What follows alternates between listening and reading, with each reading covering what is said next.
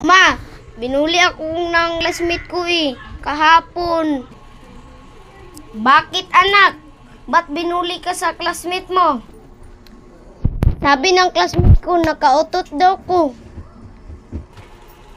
Tagasan ang balay nila, nak?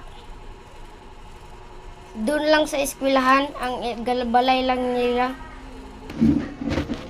Hindi ko alam, ma, kung saan yung balay nila. Puntahin na natin, nak. Tara. Classmate, ba't nandito ka? Oo sabi ng mama ko pangit ka, tas palubot. Anak, tama na yung binuli mo ang classmate mo umiyak na